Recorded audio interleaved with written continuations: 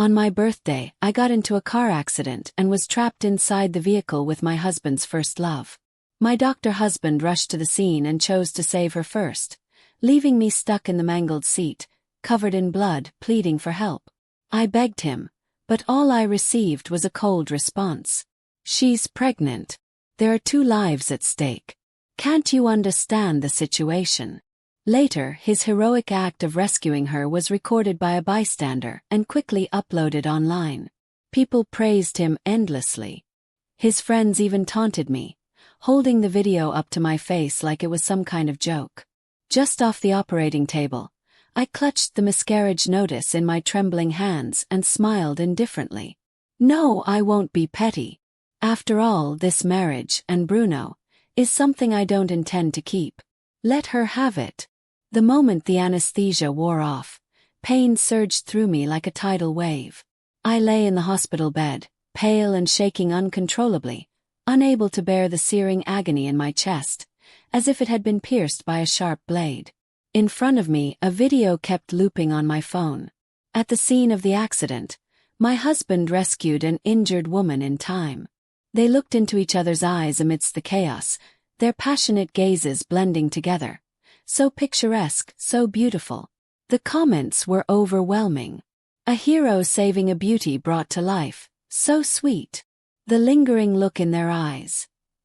Definitely true love. Crying over how perfect they looked together. Handsome man and beautiful woman. They should be locked together with a lock and I'll swallow the key. Everyone praised them as a perfect match.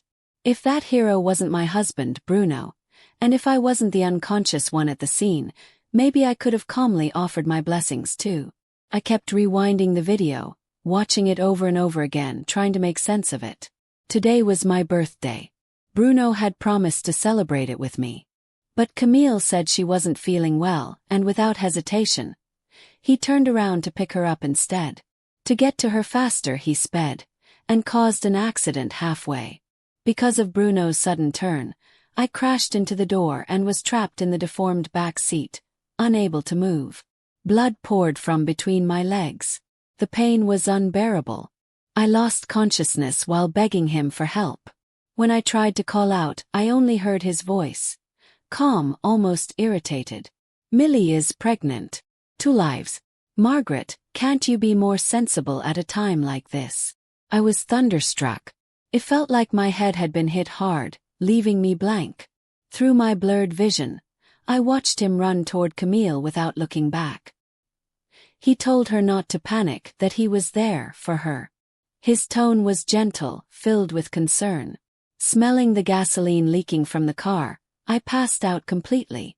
Thankfully I survived, but at a terrible cost. Gently stroking my aching lower abdomen, I smiled bitterly and turned off the video.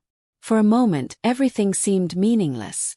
Awakened again in the middle of the night by the pain, I couldn't bear it anymore and got up to ask for painkillers. That's when I bumped into Bruno in the hallway. Even though it was after work hours, he was still in his white coat, disheveled and clearly exhausted. I asked quietly, "Were you with Camille?" He barely looked at me. "Margaret, I don't have time for your nonsense." He said it so casually, so guiltlessly. But I could smell the strong scent of gardenia clinging to him, Camille's favorite perfume. How intimate must they have been?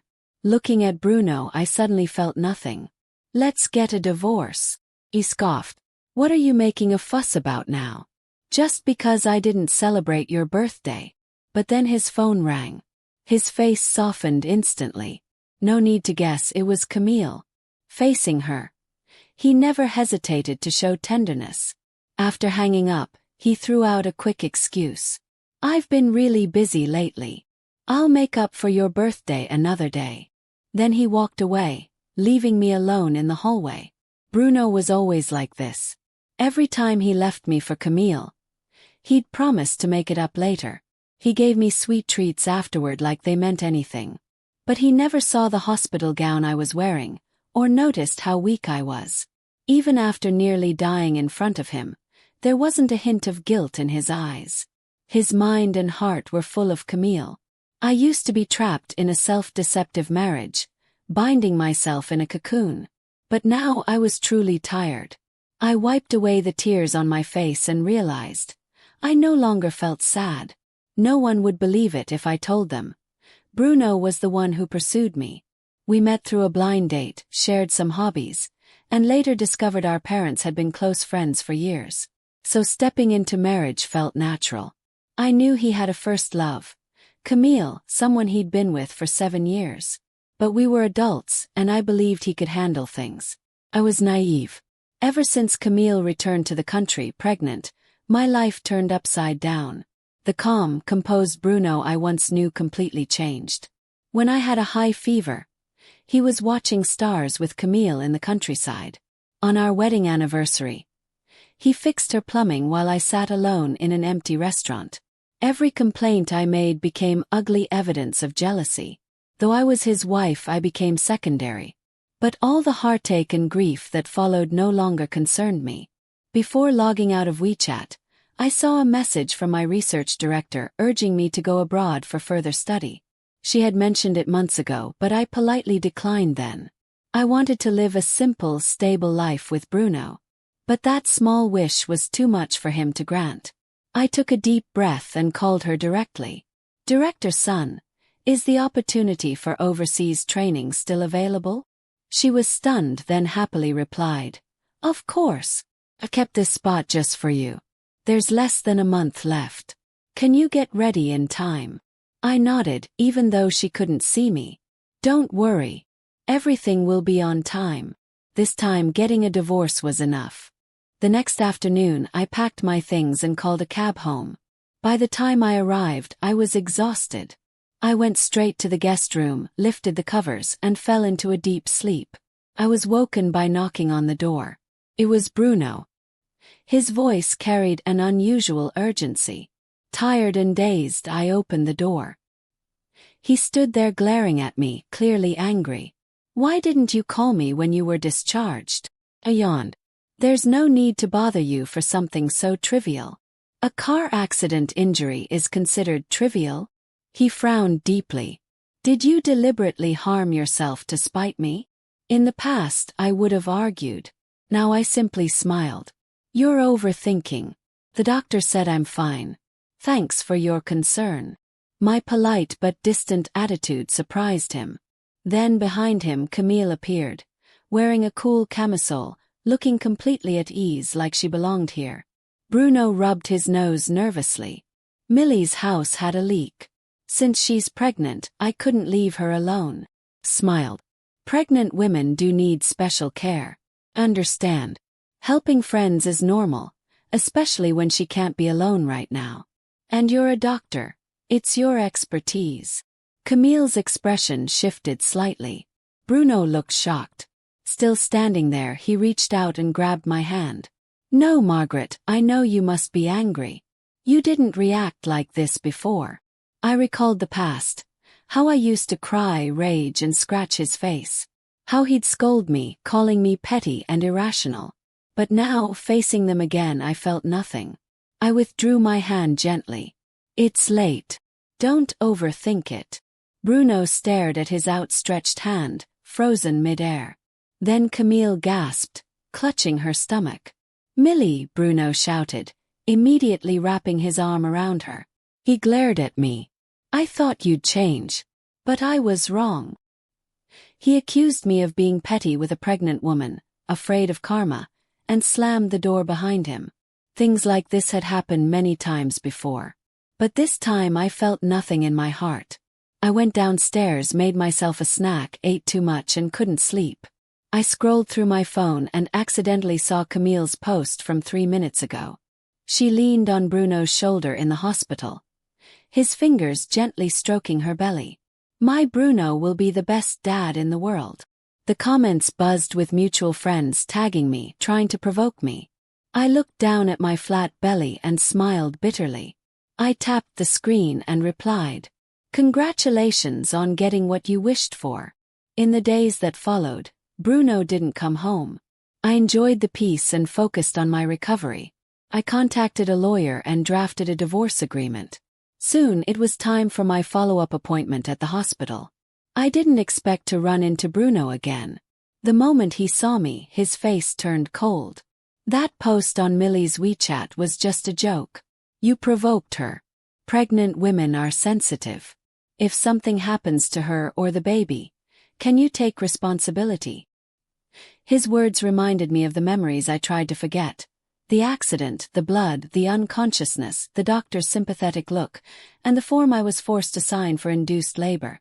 I stood frozen, my heart feeling like it was being torn apart. Bruno assumed I felt guilty and grabbed my hand. Today, you must apologize to Millie and get her forgiveness. Weak and still recovering from the miscarriage, I was dragged into Camille's hospital room. Her visitors shot me looks of disdain, the same people from the comment section. Camille casually mentioned wanting mangoes. Without hesitation, Bruno peeled an entire plate for her. I remembered when I asked him for brown sugar water during my period. He refused, saying his hands were too valuable. But now, he let sticky juice soak his hands just for her. They watched me mockingly. But I remained calm. We were getting divorced. None of it mattered to me anymore. Camille teased him playfully. Come on, Bruno, you're so good to me. Margaret must be dying of jealousy. Bruno glanced at me intentionally and sneered. He tossed a mango at me. I caught it and placed it aside. Seeing me refuse to react, he looked momentarily stunned. Someone rolled their eyes. Oh, she's gotten smarter. Knows how to retreat to advance. What a tactic. Bruno's stern expression softened slightly. He continued peeling fruit but kept glancing at me, waiting for me to lose composure. But I stayed indifferent, staring out the window. Under the harsh lighting, his face darkened. Camille's eyes glistened with fake tears. Margaret, if you mind, you can have all these mangoes. Her pitiful act painted me as the villain. But I didn't care. I smiled, stood up, and prepared to leave. Bruno suddenly blocked my way. Margaret, why aren't you angry? I looked at him in confusion. What are you talking about? And with that I walked out, finally free. His gaze became a bit frantic. I'm taking such good care of Millie. Doesn't that bother you? I replied politely. You're friends. It's reasonable to care for each other. No, it's not reasonable. Bruno pressed his lips tightly, his eyes reddening at the corners. Why are you ignoring me? Not getting jealous? You weren't like this before. Camille looked on with an expression that nearly broke, her voice trembling when she finally spoke. Bruno, what are you talking about? Shut up.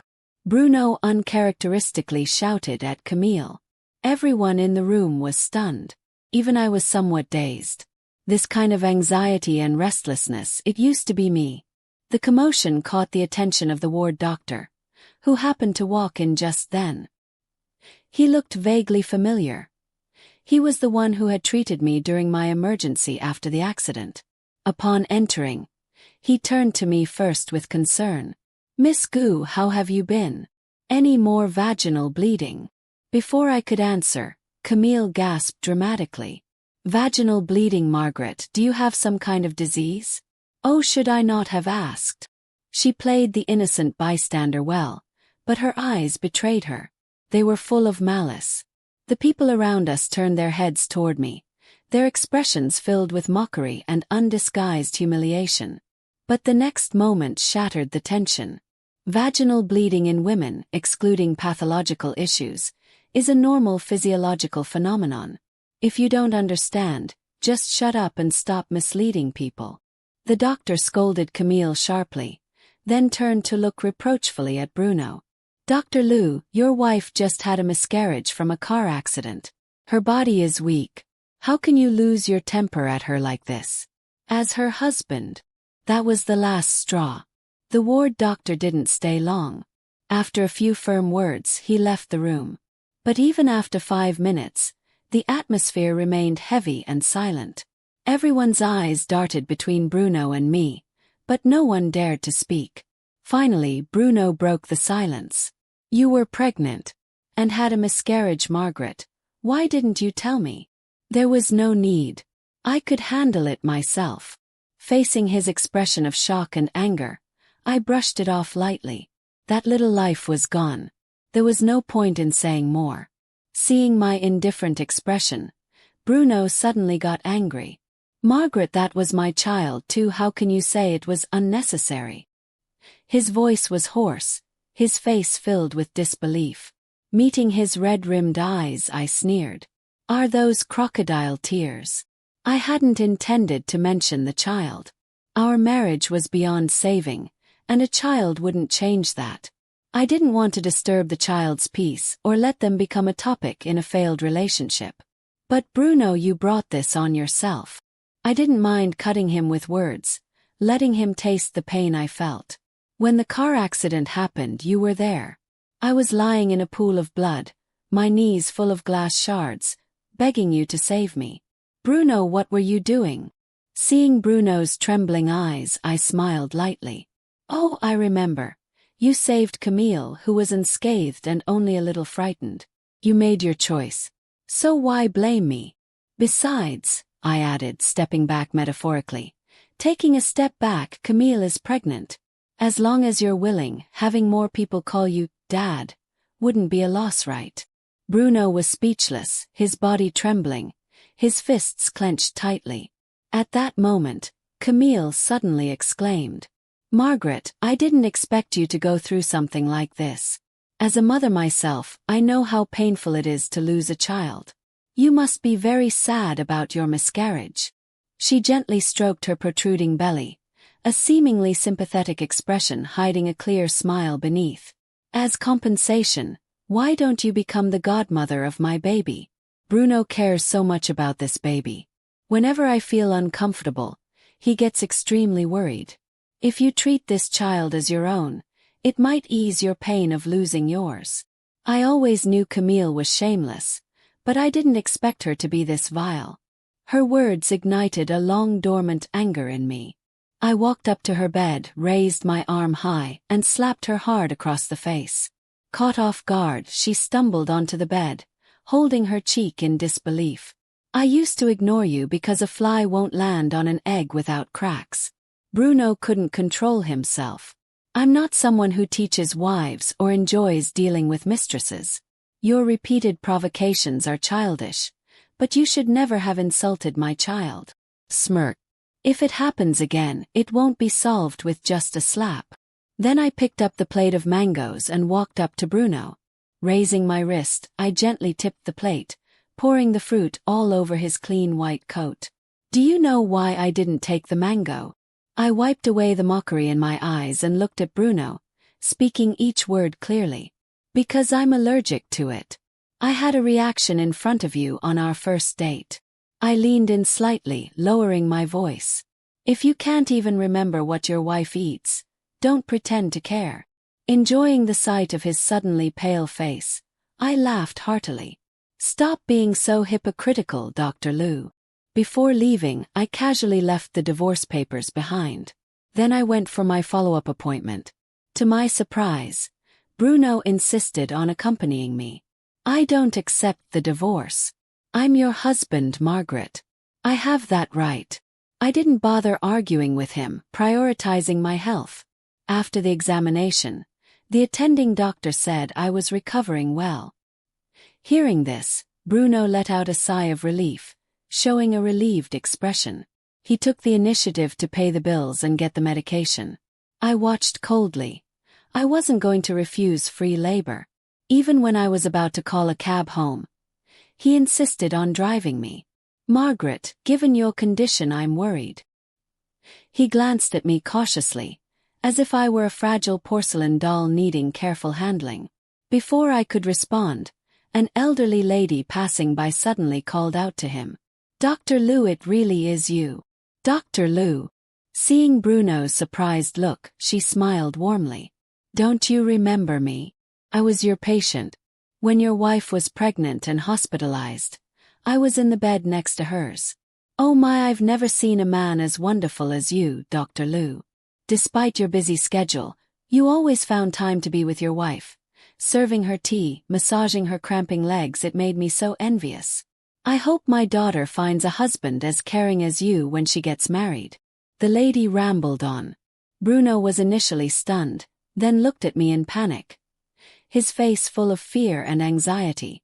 I listened calmly, feeling the weight of Bruno's meticulous care for Camille. After chatting for a good 5 minutes, the lady finally noticed me standing there. "Oh, is this one of your patients, Dr. Liu? Oh, I'm so sorry for holding you up." I smiled but said nothing, not wanting to be associated with Bruno anymore. We would soon be strangers after the divorce. But for some inexplicable reason, Bruno grabbed my hand, telling the lady earnestly, "No, this is my wife." "Oh, your wife, wait, your wife." The lady's face turned from shock to disdain. In no time, her gaze toward Bruno became filled with contempt. She forced a smile and muttered loud enough for all to hear. "Having a wife yet always hanging around a pregnant woman, he looks decent but is worse than a beast. Cheaters like him are everywhere. It's so disgusting. Oh my God, I wished for the wrong thing. My daughter will definitely find a faithful man, not someone like this." I couldn't understand Bruno's behavior. Why create trouble for himself? Was he insane? Still, he insisted on driving me home personally. "You just had a miscarriage. You need to take good care of your body, or you'll suffer long-term effects." Seeing his serious attitude, I nonchalantly agreed. Whatever. A free driver is a free driver. Bruno told me to wait at the hospital entrance while he fetched the car from the parking lot. Before leaving, he tightly gripped my hand. "Wait for me 5 minutes, okay?" His usually cold eyes held a hint of pleading. I agreed. But after 10 minutes of waiting, there was still no sign of Bruno or his car. I opened the ride-hailing app on my phone. 15 minutes later, I was safely home. As I sipped a warm cup of milk, the door opened again. Bruno appeared at the door, looking disheveled. He tightly pressed his lips together and looked at me. "Just a little more time, Margaret. Why didn't you wait for me?" Why didn't I wait for him? Good question. Flipping through the documents in my hand, I didn't look up. I did wait. You were late and broke your promise. But it was just a little more time. You went to see Camille, didn't you? I cut him off abruptly. Don't bother denying it. There's her lipstick on your collar. The mark was glaringly obvious. A blatant provocation. Camille had set the stage. Not fulfilling her plan would be a shame. Millie suddenly fainted, and I was worried something might happen to her. Bruno's face showed undeniable panic. There's really nothing between us. You misunderstood. His hoarse voice carried a hint of barely perceptible grievance, as if I had caused him great sorrow. But I was the one truly suffering. I laughed bitterly, feeling an indescribable rage. You feel wronged over such a small thing. But Bruno, the pain I've endured because of you goes far beyond this. When we got married, you tearfully promised to make me happy for a lifetime, without shedding a tear. But in reality, all the suffering and humiliation I've endured were brought by you. 2 months ago, during a heavy rain, you volunteered to pick me up. But halfway there, Camille called, and you left me on the roadside. I walked in the rain for 2 hours, got a bacterial infection, and ended up in the hospital. A month ago, during a business trip, I encountered a local riot. I was so scared I took the earliest flight, 14 hours to get to you seeking peace, only to find you hugging Camille, singing her a birthday song. A week ago I was bleeding profusely, begging you to save me and our baby. I was so desperate, and what did I get in return? You took Camille and got on the ambulance without looking back. Not even a word of concern. If it weren't for the firefighters arriving in time, I would have died in that gasoline-soaked inferno, leaving no chance to hear your petty grievances. Clenching my fists, I couldn't help but shout at Bruno. Tell me, Bruno, what right do you have to complain to me? Bruno stood frozen, his lips trembling, trying to speak but failing to say anything. I took a deep breath, ready to leave. But Bruno suddenly grabbed my wrist. Margaret, I was wrong. I'm a bastard. You can hit me or scold me, but please don't divorce me. During the car accident, I didn't know you were pregnant. I thought it was just a minor injury. We can have more children in the future. I'll take good care of you. Give me a chance to make it right, please. My response was a slap filled with all my hatred. Bruno, you're a real scumbag. I laughed mockingly, tears streaming down my face. So even now you haven't looked at my medical records. If you had, you'd know that I was hemorrhaging badly when you abandoned me. I went into cardiac arrest shortly after getting on the operating table. To save my life, the doctors had to replace almost all my blood and remove my uterus. And now you hypocritically tell me we can have more children. How am I supposed to have children? With each of my accusatory words, Bruno's expression grew more frantic. By the end, he looked utterly devastated, as pale as a sheet. Scoff. If you truly feel guilty, remember to sign the divorce papers quickly, and give me more money in the settlement. Leaving those words behind, I couldn't care less about Bruno's reaction. I went upstairs to rest. But Bruno seemed unwilling to give up. No matter how many times I reminded him, he still refused to sign the divorce papers. He started taking over my daily meals. Every morning he brought me a bouquet of fresh roses. Wherever I went, he was a shadow I couldn't shake off. After 2 or 3 days of this, I couldn't tolerate it anymore. Bruno, do you think this is meaningful? My expression was cold, my tone filled with annoyance. You're disturbing my life. Are doctors so free these days? Bruno pressed his lips together and gave a bitter smile. I've been suspended from the hospital. Someone wrote an anonymous complaint accusing me of inappropriate relationships with patients. Moreover, my favoritism towards Camille at the hospital was exposed, leading to my suspension and investigation. One misstep, and all my years of hard work could be undone. But none of this mattered to me. Facing my calm and unperturbed gaze, Bruno forced a smile. Now I just want to make it up to you. Sure. I'll give you that chance. The next second he fell into despair. Sign the divorce papers. I coldly shattered his illusions. If you won't after 2 years of separation, I can still file for divorce. I had once been blinded by love, suffering deeply. Now I was finally clear-headed. No one could stop me from moving forward. Margaret. His voice cracked. I know I hurt you deeply before, but I truly realize my mistakes. Can't you give me a chance to make amends? Bruno looked at me helplessly, his eyes full of regret. I stared at him, indifferent. Can you give me back my child? After enduring the abortion, I always thought I was strong enough to get through this ordeal. But every night in the dead of night, there was always the sound of a child crying echoing in my ears. I woke up from nightmares again and again, drenching my pillow with tears. Rationally, I comforted myself repeatedly. Losing the baby was the best choice. This child came too suddenly.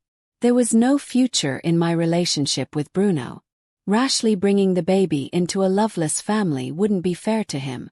Moreover, this child was lost in an accident. I didn't have to bear the guilt of killing him with my own hands. But the uncontrollable sobbing was real. The countless sleepless nights were real.